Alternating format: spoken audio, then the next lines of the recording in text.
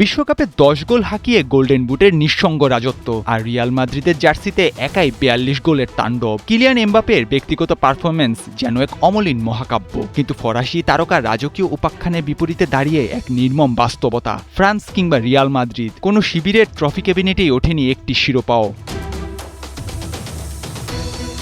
Champions league, লা লিগা থেকে বিশ্বকাপ, সবখানে খালি হাতে ফেরা এক ফুটবলের বরপুত্রকে কি তবে বরণ করে নেওয়া হবে বিশ্বের সেরা হিসেবে? ট্রফিহীন এক মৌসুমে কি আদৌ সম্ভব ব্যালন ডি'অরের সেই কাঙ্ক্ষিত রাজমুকুট মাথায় পড়া?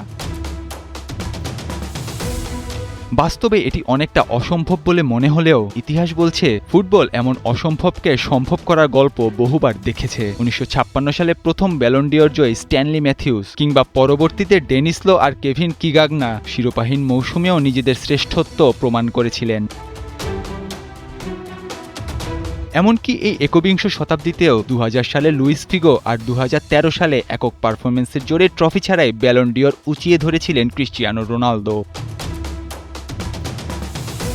তবে এমবাপের সঙ্গে সবচেয়ে নিখুঁত মিল খুঁজে পাওয়া যায় ১৯৭০ সালে জার্মান বোম্বার গার্ড মুলারের। সেবার বায়ার্ন কিংবা জার্মানির হয়ে কোনো ট্রফি না জিতলেও ইউরোপের সর্বোচ্চ গোলের পাশাপাশি বিশ্বকাপে ১০টি গোল করে ব্যালন ডি'অরে মুকুট ছিনিয়ে নিয়েছিলেন মুলার। কাকতালীয়ভাবে এবার ২০২৬ বিশ্বকাপেও ঠিক ১০ গোল করে সেই ইতিহাসেরই যেন নতুন সংস্করণ লিখেছেন এমবাপে। সংবাদ মাধ্যম লেকিপের অনলাইন জরিপেও ফুটবল প্রেমীদের প্রথম পছন্দ এই ফরাসি ফরওয়ার্ড।